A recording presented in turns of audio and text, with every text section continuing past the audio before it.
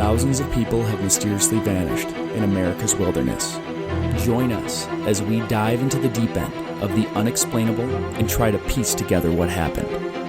You are listening to Locations Unknown.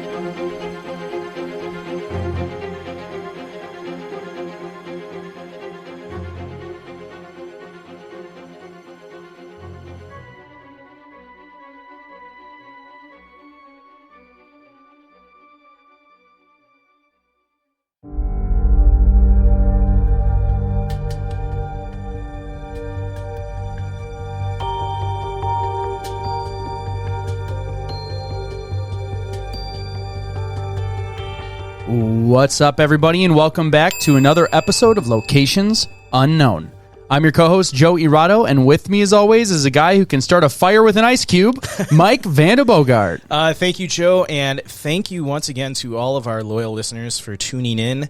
Just a couple of quick announcements. First, I would like to give a couple shout-outs to new Patreon members. So we've got Carissa Lamont. How do you think that goes, Joe? I like how you practice this, too. Yeah. I think it's Carissa Lamonico. Lamonico. We're going to go with it. Lamonico. Go. Jen Thompson and Julie Bailey. So thank you so much for supporting the show. We're just talking to another podcast recently, and we're thinking about maybe next year going to CrimeCon. Ooh, in Orlando. We're like 80% there. Yes. I think we're 80% there. It looks pretty fun. So, and also I'd like to give an episode suggestion shout out to, I'm going to butcher this name too, Fransisco Espinoza. I think you got it. You like didn't trust in yourself, but Yeah. You actually got it. It's Fransisco Espinoza. And as we always say, we love getting episode suggestions. I think our last 8 episodes have been from listener suggestions. So you can go to our website and email us. You can message us on any of the social medias. It sometimes takes us a while to get to your episode suggestion, but we will get to it. Yeah, we have a lot of fans now, and a lot of suggestions are coming in. Yeah, we're getting quite a few. And finally, the Gwen Hasselquist. So obviously, Joe and I are in the process of interviewing people, and we're hoping to have that episode out in the next month or so. I'm hoping. Yeah, we were at Andy's place planning it all out, so we're taking time and eating up what would have been recording time and planning time to make sure we get this thing right. But another fellow true crime podcast actually reached out to us. It's called the Luminal Podcast, and they cover more stories that no one else is covering. Not necessarily kind of the stuff we're doing, but very interesting podcast. They're going to actually talk about the case a little bit on their next episode, which I believe is next Wednesday. And they know some other podcasts. They're going to spread the word about Gwen's case. And I think Joe and I kind of always went into this.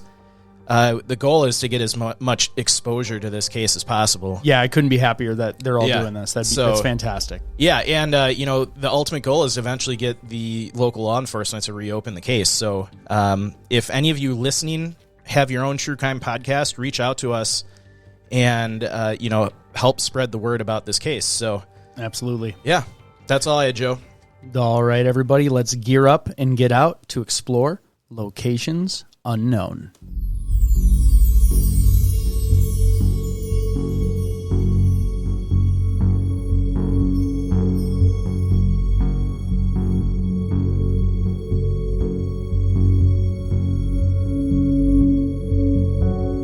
October 14th, 2016. A father, son, and an uncle went on a routine hunting trip in the Oregon wilderness. Deciding they could cover more ground, the group split up and planned to meet at the truck at the end of the day. When the father did not return, his son Trevor set out to try and find him, only to go missing as well. Join us this week as we discuss the strange disappearance of Shawn Higgins.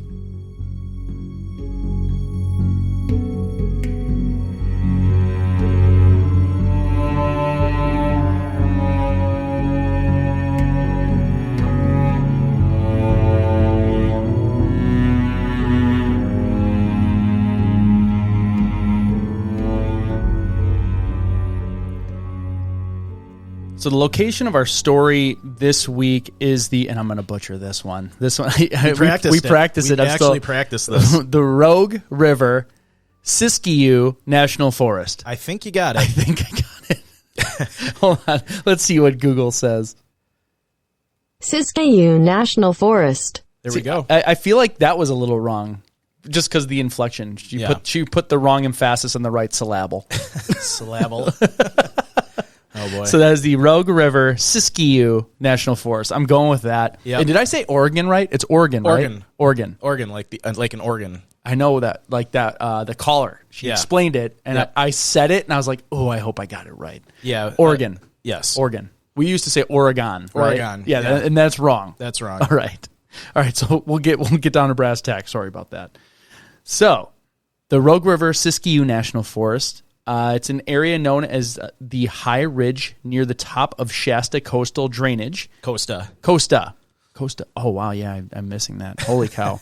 It's near the Bear Camp area. So this is where the area that our people went missing. It's roughly 45 miles east of Gold Beach, Oregon. It's about 1.8 million acres, which is larger than the state of Delaware. So the forest extends into California from Oregon. 8 congressionally designated congressionally designated wilderness areas are within the forest. Oh, like within that one? Yeah. Okay. I was reading it as a bullet, and I'm like, that's a weird sentence. So the Rouge River National Forest was first established in 1906 and then combined with the Siskiyou National Forest in 2004. So they recently joined forces to become a major area. They see about 915,000 visitors per year. That was last checked in 2006. So what we're going to do is, because it's not a heavily trafficked area, there's not a lot of stuff going on, we're going to do some interesting facts about national forests. So national forests sustain more than 3,000 species of fish and wildlife, and more than 7 in 10 of all Americans live within 100 miles of a national forest. National forests are home to 122 ski areas and countless miles of backcountry access. National forests contribute $13 billion annually to the economy. At 17 million acres, Alaska's Tongass National Forest is America's largest national forest. I would have just guessed Alaska had the largest one. I think they can just like throw a dart in 3 spots and whatever triangle to make, like, there you go. Yeah, it's no one's living there.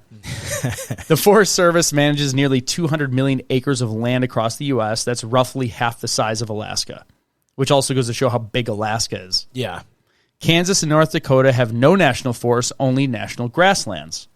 Puerto Rico is home to only tropical rainforest in the national forest system.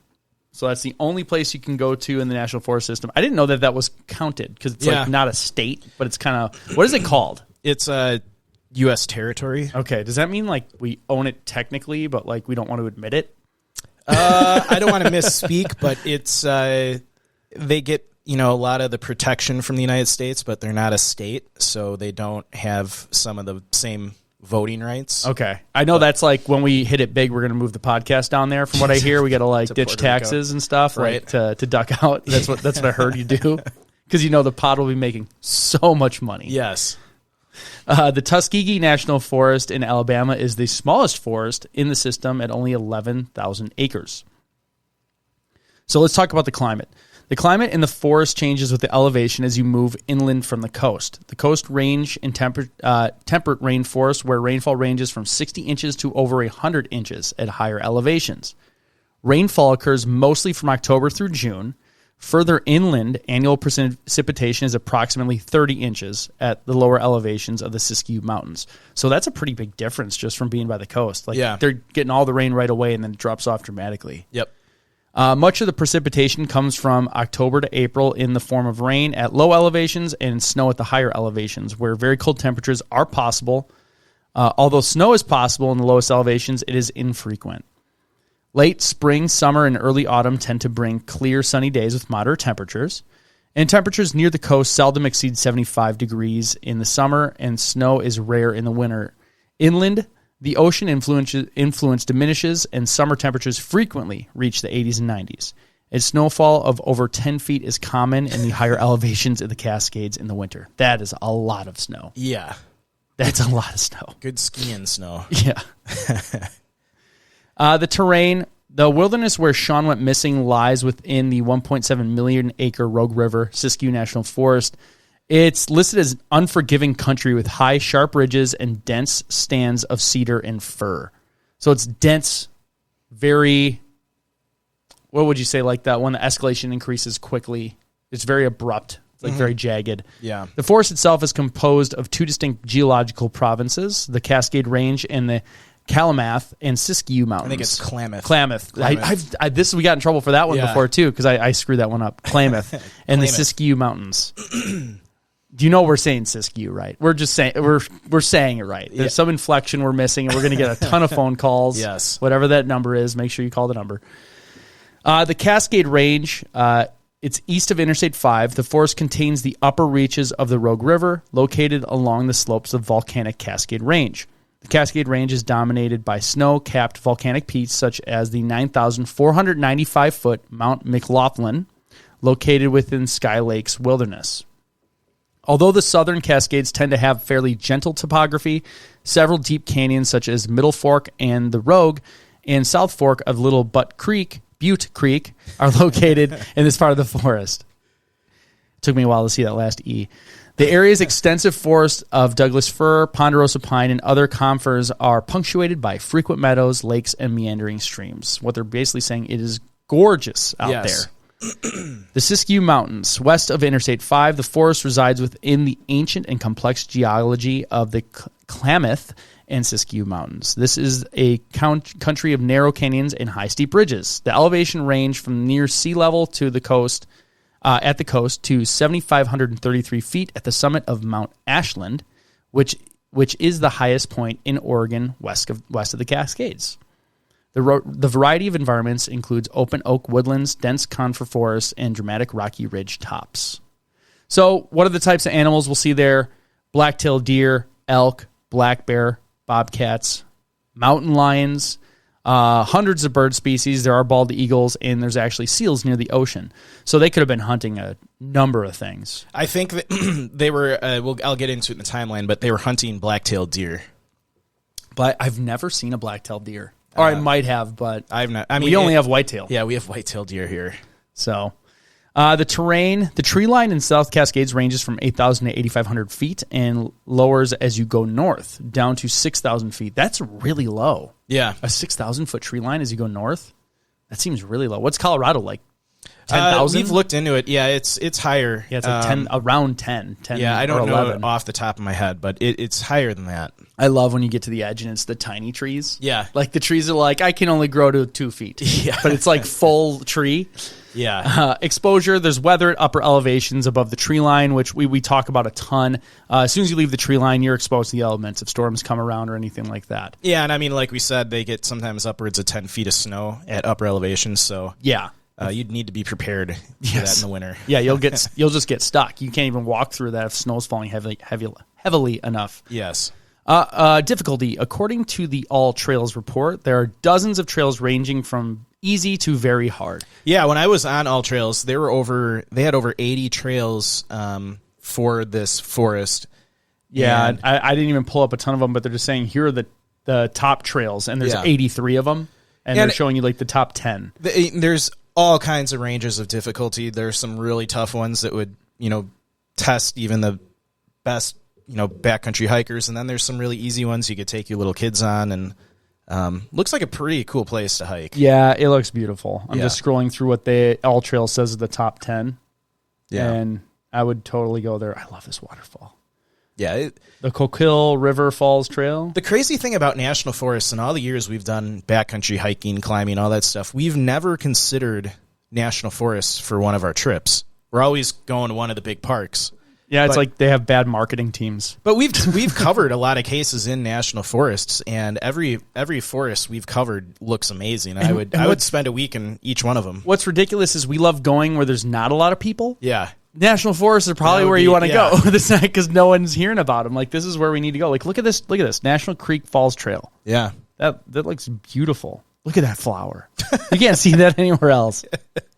No, that waterfall looks beautiful, though. I totally would go here. It looks cool. I want to go swimming in there. It's probably super cold. Yeah, that's all right. I do cold showers. I do that thing where you take a cold shower and it gets your circulation going, and it's crazy. All right, so there's miles of trail. They go through the whole area. There's mountain biking, fishing and swimming, backpacking, day hiking, ride and camp on horseback available. Tons of campgrounds and caverns are scattered across the Siskiyou. You can reserve them. A few, such as Oak Flat Campground, stay open year-round, while others are closed during the winter. So if you can access it, it's pretty much open. Yeah. So we're going to get in the character profile of Shawn. Shawn Higgins went missing on October 14th in 2016. He was a male. His age was 41 at the time of the disappearance. He was 6 foot, 200 to 210 pounds. He had brown hair and blue eyes. He was missing the fingertips on his left index and middle fingers, has a tribal tattoo on his right arm, and a large scar on his left knee and scars on his abdomen. I have no research into why he's missing his fingertips either, but I found that kind of interesting. His index and middle finger, was he in the military? No, but I think he's in... Now, I read it somewhere. He's in some kind of trade, so he might have lost him through work. Okay. But I don't know. All right. Because Shawn thought this would be a quick trip, he didn't take his backpack with him, which included a GPS. Yes. As are red flags as usual. Always bring your gear. Experience in wilderness. Both, and when they say both, because his uncle's there, was it both him and his son? Him and his son, yeah. Okay. Both were very experienced in the wilderness, so both Shawn and Trevor had a lot of experience hunting in the area. Trevor had grown up hunting in this piece of wilderness specifically, but his dad knew it even better. Another reason why his failure to show was so unnerving. Shawn knew the mountains and the ridges about as well as anyone and was an expert in pursuing deer in the timber. He jokingly referred to himself as Dr. Blacktail. So this wasn't like a one-off trip, like we're going to get into hunting, so let's check it out. Like he knew what he's doing, which we've talked about before can lead to complacency as well sometimes. So yeah, and I mean, the three of them, from what I read, have done this type of hunting lots of times before. So yeah, I mean, it could, if you do this over and over every year, you might get kind of complacent because nothing bad has happened yet. Yeah. But so, yeah. Okay. So just a quick list of people we're going to talk about in this case and the relationship. The victim was Shawn Higgins. When you hear the name Trevor Higgins, that is the son of Shawn. Will Chandler was the uncle that was there, and Stephanie Higgins was the wife of Shawn and the mother of Trevor. Mike, our next partner, has a product I literally use every day. I started taking AG1 because, as many of you know, I got into kickboxing and was feeling slow and sluggish on training days. I was taking more supplements than I could count, and nothing was helping. One of the fighters at my gym recommended Athletic Greens AG1 Daily Health Drink, and I've never felt better. One scoop of AG1 in the morning has me ready to take on Mike Tyson by the time I get to the gym. One serving of AG1 contains 75 high-quality vitamins, minerals, whole food source superfoods, probiotics, and adaptogens that support better sleep quality, recovery, mental clarity, and alertness. All things very important in the world of combat fighting. Best of all, it costs less than $3 a day, which from my own experience is cheaper than getting all the different supplements yourself. For less than a cup of Starbucks, you can make an investment in your own health that I can personally vouch for. Right now, it's time to reclaim your health and arm your immune system with convenient daily nutrition. It's just one scoop in a cup of water every day. That's it. No need for a million different pills and supplements to look out for your health. To make it easy, Athletic Greens is going to give you a free 1-year supply of immune-supporting vitamin D and 5 free travel packs for your first purchase. All you have to do is visit athleticgreens.com/emerging. Again, that's athleticgreens.com/EMERGING to take ownership over your health and pick up the ultimate daily nutritional insurance. All right, so jumping right into the timeline, like Joe had mentioned earlier, this hunting party started off on October 14th, 2016, which is a Friday. Shawn, his 21-year-old son Trevor, and Trevor's uncle were out hunting in the Shasta Costa drainage area in the Bear Camp region of this forest. And their plan was roughly the following. So Shawn was going to hike down this narrow footpath looking for blacktail. And for a while, the footpath actually ran along the side of the road. Meanwhile, Trevor, who had actually shot a deer the day before would wait with the truck at the next trailhead 2 miles up Burnt Ridge Road in this region of southwest Oregon. So after a couple hours, they planned to meet and then go drive and get their uncle Will. Trevor's uncle, so it was their uncle who they had dropped off earlier in the day. And like I said earlier, they've done this many times, so this was not something out of the ordinary. They knew what they were doing. And they all knew that, you know, there was no reason for Shawn to have taken more than an hour or so to make the hike. So, and of course, a lot of these cases, a storm began to kind of bear down on the mountain this day, which kind of started to concern Trevor when his dad was late checking in. So it's same day now. It's 2:30 p.m. Like I said, October 14th, 2016, which is a Friday. The uncle, Will, shows up at the truck. Trevor, which is his nephew, and Shawn, which was his brother-in-law, were supposed to pick him up 3 hours ago, but they never showed up. So he had to walk the 7 miles down the mountain himself. So you can imagine he was a little pissed off, and he was cold because, you know, the storm was starting to, you know, pick up. And he got to the truck, and he basically kind of yelled at Trevor, and like he was quoted saying, "What the hell is going on?" But the moment he actually saw Trevor's face, he knew something was wrong. Oh, okay. So yeah, Trevor replies, "My dad hasn't come out yet." So Will thought this was really strange because he said for as long as he had known Shawn, he had never once failed to show up like this. So Will and Trevor agreed that they needed to look for Shawn before the weather got worse. But even now, the conditions weren't very conducive for searching. The wind was blowing really bad. They said it was blowing hard enough to shake the truck. Tree limbs were coming down around them.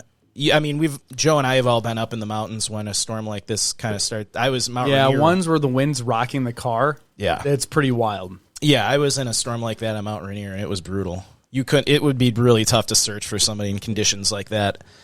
And they were also concerned that with the amount of rain and wind and everything going on, that it wouldn't take long to erase any tracks from Shawn. So they wanted to get out there and start searching right away. So with nightfall just a few hours away, Will and Trevor split up in the hopes of finding Shawn quickly. Now, I'm going to kind of jump in. You know, I'm telling the story, but I'm going to kind of jump in with some problems I see right away. Like, first problem is Trevor and Will probably shouldn't have split up with the kind of weather that was going on and with it only being a few hours from nightfall. Well, and you're already searching for a missing person. Mm-hmm. You don't want to create the opportunity to have a second missing person. Yes. But they decided to split up in hopes of finding Shawn quicker. Trevor would start at the far trailhead where he dropped off his dad that morning, while Will hiked in from where the truck was parked. They planned to meet in the middle after one of them had found Shawn. Trevor then drove his four-wheeler north to the trailhead, but the narrow path forced him to hike from there. As he set off down the trail, he could see pretty far through the old-growth timber and the rock outcroppings. He also found the path that Shawn had originally taken because Shawn had ribbon marked the trees, and Trevor ended up following that. And that's a very common thing for people to deer hunt. Usually deer hunters they like to find their spot out in the woods, and it's usually not obviously on a trail. They kind of go bushwhacking off. And in order to be able to find their, deer stand, they usually tie little ribbons kind of on trees every 10, 20 feet so that they can, find their way in and out. So that's what Shawn did. With, the wind and the rain picking up pretty good, Trevor was quoted as saying, "I started to freak out." He recalls, "The only thing that was really going through my mind was I need to find my dad." So what's crazy is with, and for those watching the video, I'm just showing some images of ribbon marking. Yeah. The fact that he did that and couldn't find his way back out.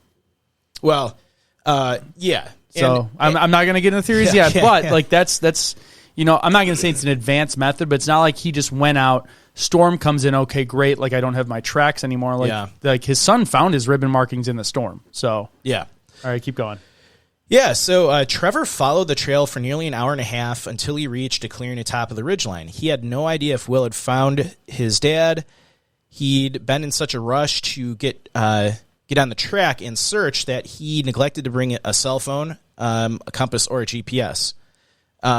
So I'm going to pause again here. I think this is another big mistake that Trevor made, and I've mentioned this in previous episodes, that if something happens to you out in the wilderness, getting flustered and panicking is not going to help you survive. You want to pause, collect your thoughts, take some deep breaths, and then logically think through your next moves. Because I had this very situation my first hiking trip in Canyonlands. Our group was lost, and we were out of water in the middle of the desert, and we panicked at first, but then we collected ourselves and took deep breaths and figured a way to get out of the park.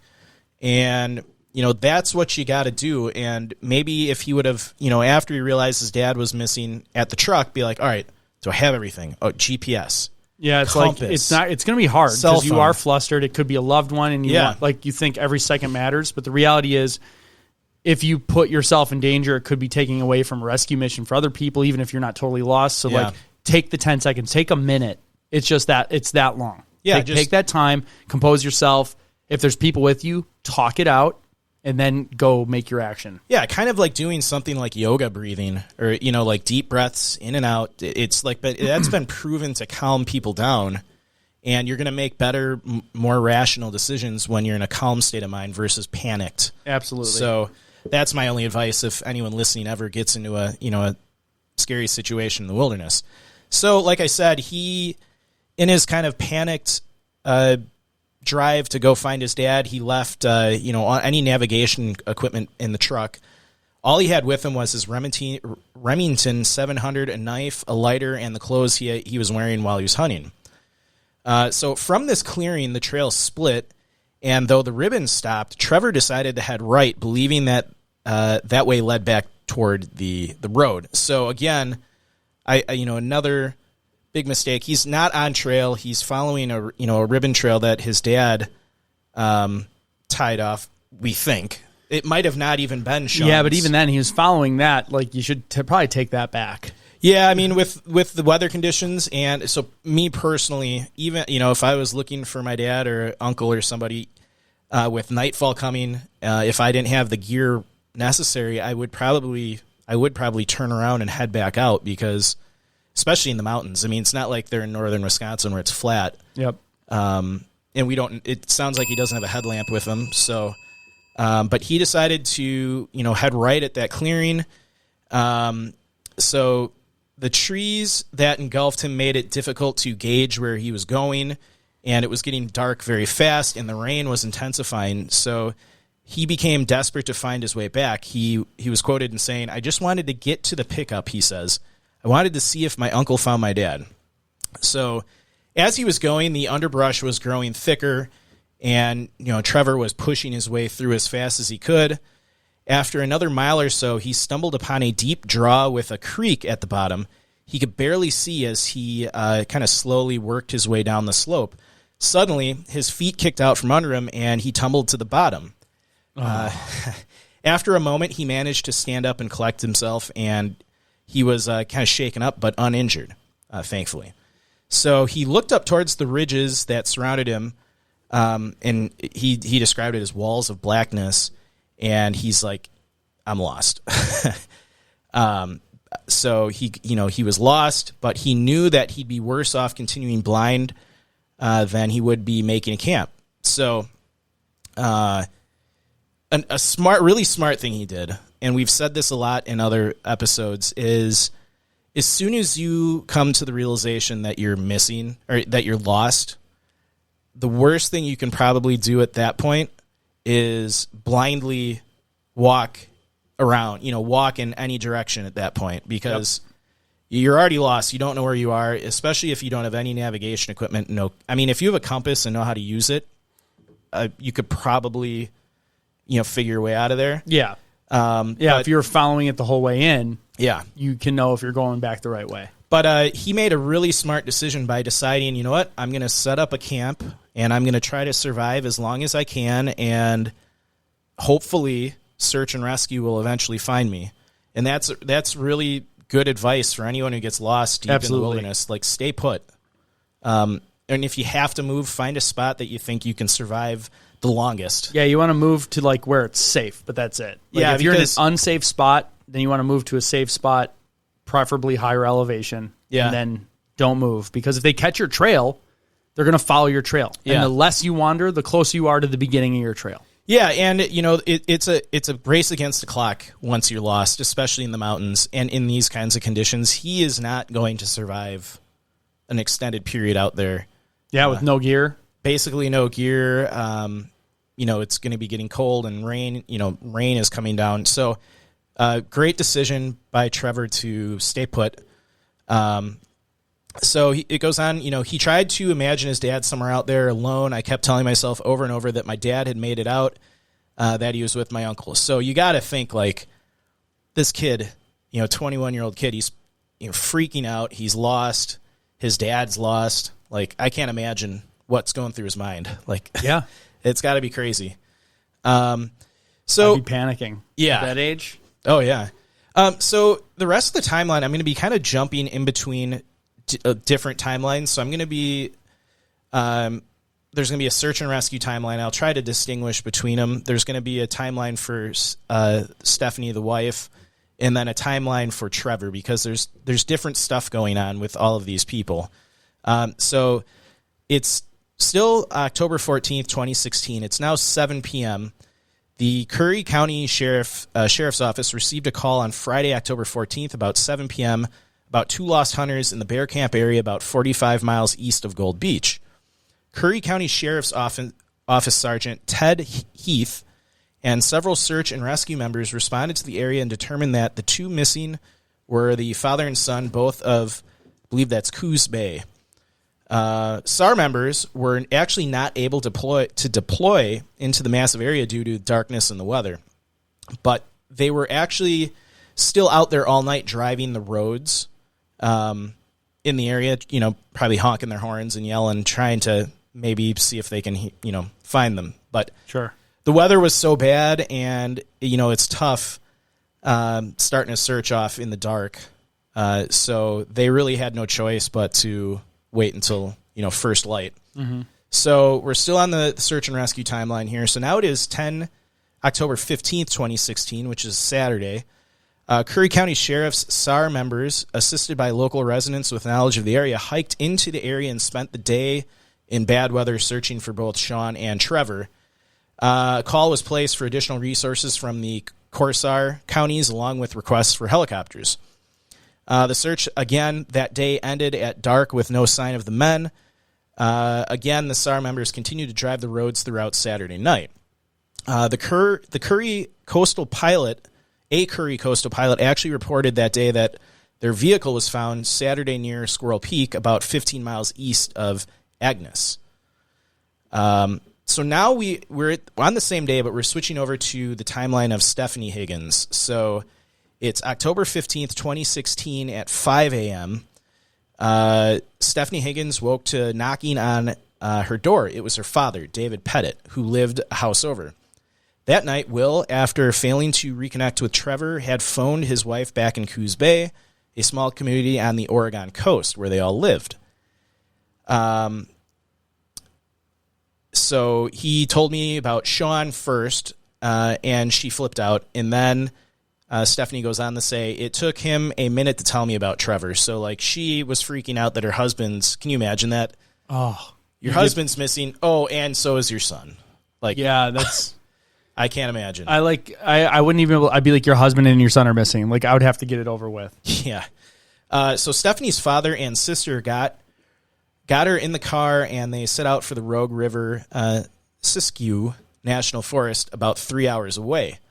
They arrived at the trailhead about an hour before rescuers. Stephanie waited and watched, hoping Shawn and Trevor would come out at any moment, but no one would let her join the search, fearing she assumed that she might see something she'd never forget. So I don't think searchers, so she thinks they didn't let her on the search because, what if they find a body and it's, Shawn or Trevor? I'm guessing they probably didn't let her on the search because we've seen this in other searches where a lot of people want to help, but they're not equipped. Yeah, if it's not flat ground, like open field where you're doing Yeah. arm in arm, if it's more technical, it's like you could run the risk of losing, regardless if it's her family, like if it's just a person who doesn't know how to do it. Yeah. Now you have to potentially you lose resources to go search for that person. Yeah, or she could get injured. And Exactly.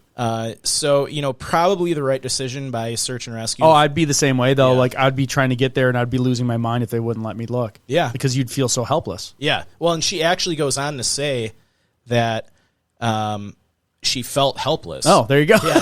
I swear I didn't read that. Yeah, she goes, if she were the one who had vanished, there was no way that Shawn and Trevor wouldn't be out looking for me. We are not a sit around and wait for crap to happen kind of people. So I feel her anguish there. It would be tough. You'd want to be out there looking. You'd have to cuff me to a tree or something. Yeah, so as the morning wore on, more people came to help. Guys Shawn had worked construction jobs with and friends from their town. Search parties were formed, dog teams were dispatched, and reinforcements were called in.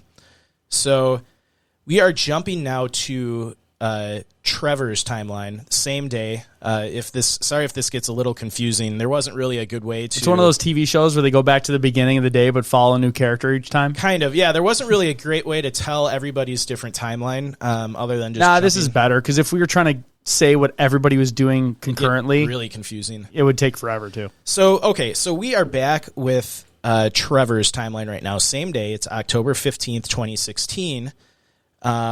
And it's around dawn, and we know that at this point, Trevor was only about 3 miles away from where the search and rescue teams were operating. So that's amazing. You realize in some of these cases that people that are missing aren't that far away. Like, they're pretty close. Yeah. So you can't walk very far in the woods. Yeah. It's hard. Elevation, you got thick, and these guys weren't on trails. They were just walking, through the middle of the woods. So. Yep. About 3 miles away, Trevor woke up cold and wet at dawn on Saturday. In the night, he had made a shelter from downed limbs and dead bark, leaning them against a tree. He tried to start a fire with wood shavings and small strips of clothing, but he couldn't get his lighter to work, and everything was damp and soaked. Good little advice for people is bring waterproof matches in a little canister with you. I've had lighters out in the woods that have, if it gets too damp, you're not going to be able to get that lighter to work. So it's always a good idea to bring some waterproof matches, and there's even some fire starter gel that you can buy that if it's raining or if it's really damp conditions, that even with that gel you could probably get a fire going. So yeah. Unfortunately, he couldn't get a fire going that night. So it's now mid-morning on Saturday, October 15th, 2016. We're still with Trevor's timeline. So by mid-morning, lightning was cracking across the sky as Trevor gathered his gear and set out into the storm. He headed towards where he thought the road might be, just 40 yards from the shelter. Something told him to stop. He went on to quote, "My dad had plenty of friends who had hunted the area with him for years," he says. "They could be looking for him. Plus, he trusted that his uncle had found his dad and that together they would be searching. I wasn't sure exactly what was going on, so I figured I'd try to set myself up to where I could survive as long as possible." So he thought about leaving the camp he'd set up, but he decided to stay there, and he's like, "I'm staying here until I'm dead." So hopefully someone finds me before that happens. Yeah. That's a tough decision. Yeah.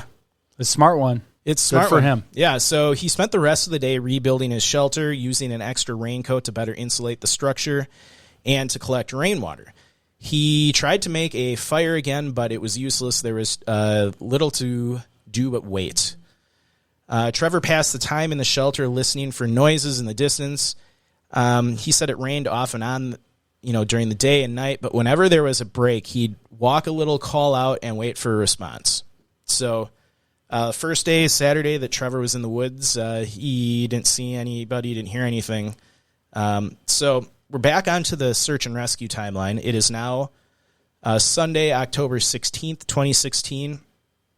About 80 SAR members from several counties, along with family and friends of Shawn and Trevor, arrived on Sunday and continued searching the area. The weather was still extremely bad, making it impossible for the Coast Guard to fly the area due to heavy rains, winds, and persistent fog. Searchers continued searching till dark once again, but they had no clues to indicate where the two were. SAR members continued to drive the roads throughout the night. So another day of full searching, no signs of either of them. We are still on the SAR timeline. It is now Monday, October 17th, 2016. So the search continued on Monday with a large mixture of search and rescue personnel and non-search and rescue volunteers. Again, about 80 searchers combed the areas above and below the High Ridge Trail and down into the Shasta Costa drainage. The weather was still pretty bad this day, with heavy rains and fog making the search difficult. And with all the rains, the creeks and drainages were full of rushing waters, and along with the wind, made it impossible to hear in the search areas. So that's the thing you don't think about, too. If there's a lot of flowing water in an area where people are searching, we've been around rivers and stuff on our hikes, and the closer you get, they get loud, especially after a heavy rain. So it's just another thing that kind of hampered the search. So by the end of the 17th, search and rescue, again, no clues of where Shawn and Trevor were, and then they suspended the search for the night. So we are going to stay on the same day, and we're going to jump back to Trevor's timeline. So it is now late in the day on Monday, October 17th, 2016. So this is now the fourth day that Trevor's been out in the woods, counting the first day that he went hunting. And he actually hiked up a hill and heard dogs barking. He blew a whistle he had made from an empty shell casing, hoping to get their attention. So you know what I'm getting from this entire story is this kid actually is pretty savvy. Even though, he forgot his gear and stuff, I think we can excuse that. His dad's missing. Exactly. I think he was panicking. But, he made a really good decision to stay put. It sounds like he built a pretty good, little campsite. He survived 4 days in cold, wet weather. Yeah. And without hypothermia setting in yet. So that's a pretty dang good shelter and sleeping area. Yeah. I mean, he was able to collect rainwater to stay hydrated, which is very important. He made a whistle out of an empty, shell casing. I mean, pretty good stuff by Trevor here. So like we said, he was blowing that whistle, hoping to get their attention. Then came the sound of people talking. He yelled and blew the whistle more, but soon the woods fell silent. So, somebody was in the area, but they just couldn't hear him. Oh no! Yeah. Did he not have his gun to shoot or anything? Well, he did shoot that a few times later on in the timeline here. Oh, so he didn't have it with him? Yeah. Well, he had a Remington 700 with him, so he had a rifle with him. I'm saying at that time where he heard maybe people, not, yeah. Or he didn't think about it. Okay. So he goes on to think maybe rescuers are narrowing in. He thought at mid-morning came another sign of hope. A helicopter appeared flying within 100 yards of his shelter. Oh. He ran into a nearby... But it's down trees. They probably can't see it. Yeah, so he ran into a nearby clearing and waved, frantically waved. He signaled by firing his rifle into the air 3 times, but the chopper moved on. Oh, you wouldn't hear that from a helicopter. No, and, Trevor goes on to say, that was honestly the worst point of his, getting lost so far, seeing a helicopter 100 yards away and they miss him. Yeah. So he goes on to say it was surreal, coming to terms with the thought that this might be the end, that he might die before his parents and grandparents. He goes on to say, you want to at least be able to say goodbye to everybody. Though still he tried to stay calm, he had to make it back for his dad. He goes on to say it would destroy him if I had gotten lost out there and had never been found. So, that's so terrible. I just can't imagine, being in his position. It's got to be terrifying and demoralizing. Well, feeling like the end is near and he feels guilty. Yeah. That's terrible. That's tough. So October 18th, 2016, we had a quick update on the search and rescue operation. So the search continued on Tuesday with multiple counties and local volunteers from several counties, including family and friends. Several helicopters were on standby if the sky is clear. So the theme of this search is that the weather was really terrible and hampered a lot of the aerial searching. So jumping back to Trevor's timeline, same day, October 18th, 2016. So now this is Trevor's 5th day in the wilderness, and he actually got a break. The weather started to, the weather broke and sunlight started coming down. At 10 a.m., he stripped off his damp clothes and hung them up to dry. He was sitting in the dirt when he heard another helicopter circling nearby. It came within view, and he tried to flag it down, waving a yellow bag tied to his rifle barrel, but the chopper quickly disappeared. So 2 times helicopters flew near him close enough that he could see, and he could not get their attention. Oh, that's terrible. So he was devastated. He wondered whether that was his last shot at rescue. With winter coming, he knew the mountain would soon be impassable, and he's right. They eventually do stop the search pretty soon. Yeah. So it's now October 18th, 2016 at 2:30 p.m. It's a Tuesday. So we're still on Trevor's timeline. So at 2:30 p.m., though he heard voices far off through the trees, he yelled and yelled, and he got an answer. Oh. So search and rescue crews found Trevor at the bottom of a creek suffering from severe hypothermia. So he probably... He's right on the edge. He probably wouldn't have survived another 24 hours out there. So. Probably not. Maybe not even another few more hours. Yeah. So severe hypothermia because I'll get into it a little farther now, but his some of his organs, when he gets to the hospital, they found are actually failing, including his liver and kidneys. Jeez. So, I mean, they found him about... Right on time? Right in time. I mean, so 2 men appeared in the clearing. They had been looking for him, they said... And then Trevor responded, "What took you so long?" So he was still joking, even with severe hypothermia and everything that's been going on. So the men had a fire built within 10 minutes, by which point Trevor worked up the nerve to ask the question. He asked, "Are you searching for one lost person or 2?" And they responded, 2, which confirmed his worst fear. His father had never made it back to the truck. He thought he was going to vomit. He said, I had told myself for so long that my dad was out looking for me, and that he was fine, he says. So, it probably kept him going, thinking that. Yeah, it sounded like that. It would be demoralizing if you knew your dad was still missing while you're lost and trying to survive. Yeah. So just kind of, making your brain think that, oh, my dad's fine. He's back at the truck looking for me. Like, I got to stay alive for him. Yeah, that can keep you going. Absolutely. So, at about 3:40 p.m. the same day on Tuesday, crews got Trevor Higgins out of the woods and took him by helicopter to the U.S. Coast Guard station in North Bend to be transported to a Bay Area hospital. Stephanie, the mom of Trevor and the wife of Shawn, was at the top of the mountain when word came that Trevor had been found and was being airlifted to the hospital. She pleaded to speak with him over the radio to hear his voice, but they declined her request. So she ended up meeting Trevor at the hospital. He was, like we said, hypothermic, and his kidneys and liver were shutting down. But doctors said he would make a full recovery.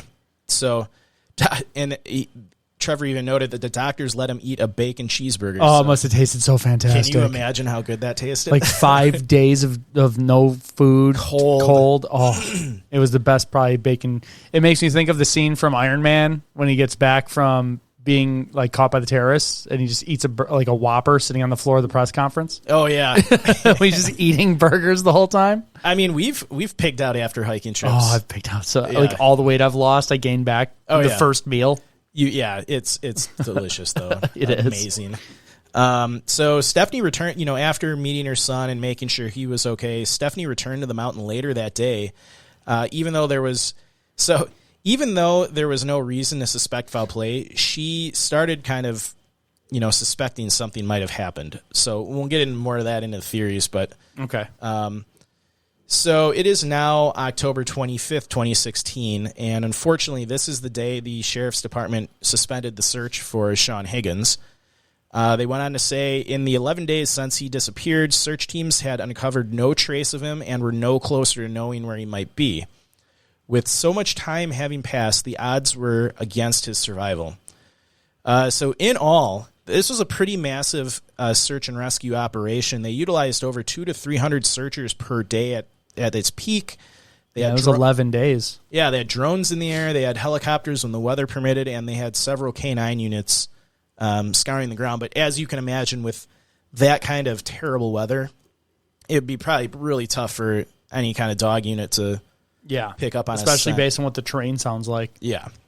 So over the next couple of months, she and family members returned to the mountain every weekend, searching areas that might have been overlooked. But by early December, snow had blanketed the mountain, halting their efforts, but they continued to talk about coming back out there in the spring. So it's now early June of 2017. Once the snow had melted off the top of the mountain, Trevor and about a dozen of Shawn's friends hiked down into the canyons, beginning in the deepest, darkest holes. Trevor was nervous about going back into the woods again. He was quoted saying, "I don't know if I would want to see his body if he wasn't alive," which I don't blame him. That would be... I can't believe he went down just like him, maybe having a little PTSD from having to survive there himself. Yeah.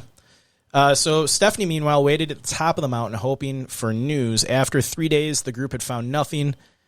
She was quoted as saying, "It's weird, it's confusing, it's frustrating, it's heartbreaking. I just really, really like him and want him to come back."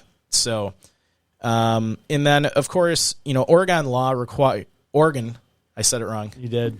Oregon. You call yourself. I know. Oregon law requires that 5 years pass before a missing person can be considered legally dead, which means Shawn's family cannot collect his life insurance or even sell his truck unless a body is found. And I mentioned that just because some of the news articles I read mentioned that after Shawn had went missing, Trevor and Stephanie fell on some pretty tough times because he was kind of the sole breadwinner. Yeah. So they were having some pretty hard financial times, after the period of Shawn's disappearance. So I don't know how they're doing today, but that's tough. Yeah, it is. So as I wrap up the timeline, I really just had one observation, and we've made this before in other cases, but Shawn had layers of clothing. He had a gun, bullets. Nothing was ever found. None of his clothing. A gun is not going to easily wash away. They're pretty heavy. Mm-hmm. It's not going to degrade. Yeah, it'll survive the elements pretty well. Yeah, as soon as the snow melts, you'll see it. So yeah, it's just strange that nothing was ever found of him. And this isn't necessarily terrain like our previous episode 2 episodes ago with was his name Dave Cook? I think so. And the terrain he was climbing in was very rugged and mountainous. This area is mountainous, but it's not technical. The foliage is a lot thicker, so that could have played a role. So I'm starting to get into theories, but why don't we just jump into theories? Okay, let's do it. So I'll quickly just give a statement from the Curry County Sheriff, and then a statement from Tara Fisher, which is Shawn's sister, and then we can go into what we think might have happened. So Curry County Sheriff's theory on what happened to Shawn is pretty basic. They obviously the case is still open and active, but they believe that he succumbed to the elements while he was out there, and maybe someday his remains will be found, but that's a pretty good guess what happened. Yeah, that's probably the most logical explanation. Yeah. So Tara Fisher, she was quoted as, and this is a direct quote from her, "There have been countless stories and rumors over the years about what could have happened to her brother.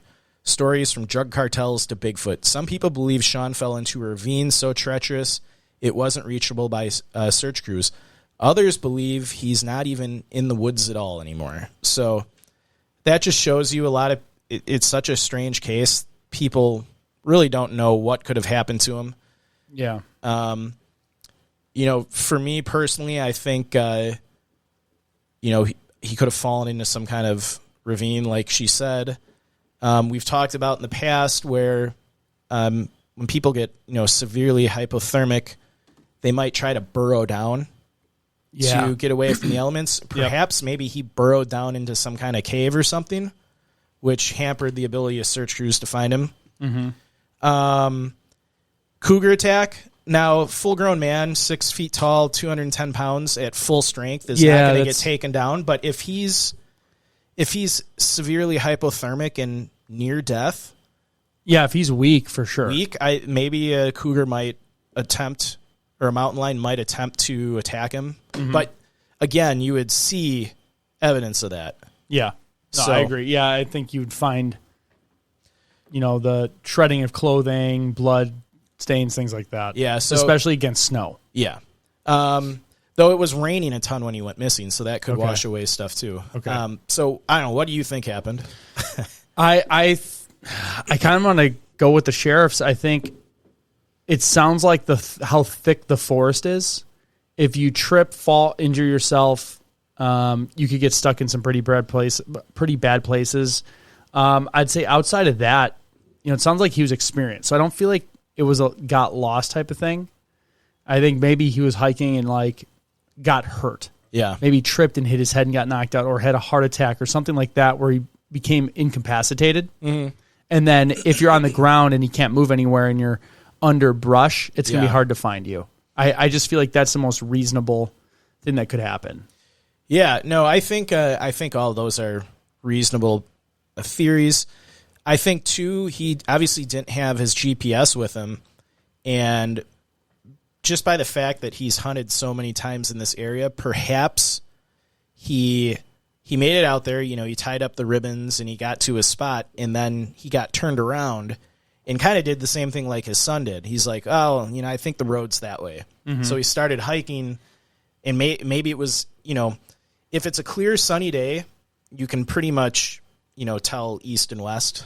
Yeah. It's not a secret to anybody. Yeah. But if it's overcast or, raining, you could get turned around and think you're going west when you could be going east or north. So I'm wondering if maybe he got turned around, started walking in the wrong direction, and then, unlike his son, didn't stop and set up camp and kept going. And maybe I can see that. Walked right out of the search area, it got dark, and then he may have injured himself, in the dark. Well, how about this? I didn't even think about this. They're hunting, right? Yeah. What happens if he shoots something, especially a deer? You're going to have to track it. Yeah. So he could have been on his normal path, shoots a deer, and then goes to track it. So and the deer are going to go downhill. They're not going to climb if he hits something. So he could be way off course tracking an animal that he shot. And then gets injured. Yeah, and then that could have happened, and he might be way off of. That could explain why, the ribbons ended. Yeah. And he still couldn't find them. He could have shot something and went to track it, and they could run for 100 yards. Yeah, and it could go even farther. Yeah, then he'd walk right out of the search area. Yes. And then because of the weather, they weren't able to get helicopters up right away, which might impede on, finding him. And if he was tracking it into the night, I could easily see something happening where he gets injured or falls into a ravine at that point. Or Yeah, my guess is with cold weather, he probably wouldn't want to track in the night, but if he got lost at that point. Yeah. Tracked it and then got turned around because the weather's coming in. Yep. That could make it difficult. Because, if it's cold, you don't have to worry about gutting the animal right away. Yeah. Unless it's a hot day. I think those are the most plausible. What's your off the deep end? Off the deep end. Off the deep end. Maybe there's a serial killer in the mountains that got him. Okay. And that's why we can't account for any of his gear. Yeah. He was abducted. Maybe it was Bigfoot. Maybe. No, I think the deep end would be a serial killer. There are stories of crazy people living in the mountains, so perhaps that's what happened to him. I would agree with you on that one. I think there's no sign or weird, suspicious thing that's happening outside of if it was perfectly beautiful, clear days and everything like that, that's when it would be easier to go off the deep end. Yeah. But with all the facts that line up, the point, it was so difficult to search the entire time. Yeah. Just being battered down with bad weather. I think the only off the deep end could be something like that. Yeah. A drug thing. I don't know why they'd be out there at that time of year. Yeah, and it's not. Yeah. But if it's just a crazy person. I'm kind of with you on that one for the deep end. Yeah, but I think the most plausible is probably I like the idea that he actually shot a deer, and with all the creeks and rivers, rushing, like they mentioned in the timeline, they may not have heard a gunshot. I've been up north during deer season, and it's usually pretty easy to hear gunshots off in a distance. But not in thick woods, though. That's the thing. With how thick they're saying it is. Yeah. I mean, he could hear dogs barking, but they couldn't hear him whistle. Yeah, and I mean, if it's really windy and rain is coming down and the rivers are, swelling with water and flowing, it's loud. It's very loud. They it's may not super peaceful, quote unquote. Because nowhere in the story did they mention anything about hearing a gunshot, but that doesn't mean he didn't shoot a deer. Yeah, or if he was lost, if he's smart, what hunters always taught 3 shots. Things in threes. When you're lost, things in threes. Well, and the son did that and no one heard it. Exactly. I mean, they didn't find him until a couple days He did after shoot that. when a helicopter was over. It's like almost That's like true. you should have waited till it was gone. Yeah. Because the helicopter's louder Probably than a should have gunshot. done it when he heard the people talking. That's what I was thinking. Like, if you Yeah. hear voices, like, start shooting a gun off. Yeah. So, And I know we're going to get backlash. People will say you can't just shoot a gun off into the air, but when you're lost, in the woods, yeah. Or discharge in the ground or something. But I mean, we obviously know that what goes up must come down. And if you're shooting bullets into the air, the lead will eventually come back down and could injure somebody. But that remote of an area, obviously you wouldn't fire the gun in the direction of where you heard sounds from. yeah, they're saying straight up in the air. Yeah. We are always taught that in hunter safety. It's threes. If you Yeah. can get a campfire, do 3 campfires. Like, so if people see 3, that's like because it's weird. Yeah. Like, if you saw like 3 campfires right next to each other, they'd be like, that's odd. Why do they have 3 right there? Yeah. So that's what they say. Like, you're supposed to do things in threes. So like you take 3 Interesting. shots. But yeah, I think the Mythbusters did that where they shoot a bullet up and the velocity coming down because it just tumbles. Yeah. It'd be like getting hit in the head with a marble. Well, I mean, and if you're worried about it, you could shoot it fired into the ground. Yeah. But I think Trevor probably at this point has just wanted to get found. Yes. Oh, yeah. So- I'd be shooting off in the air, too. Yeah.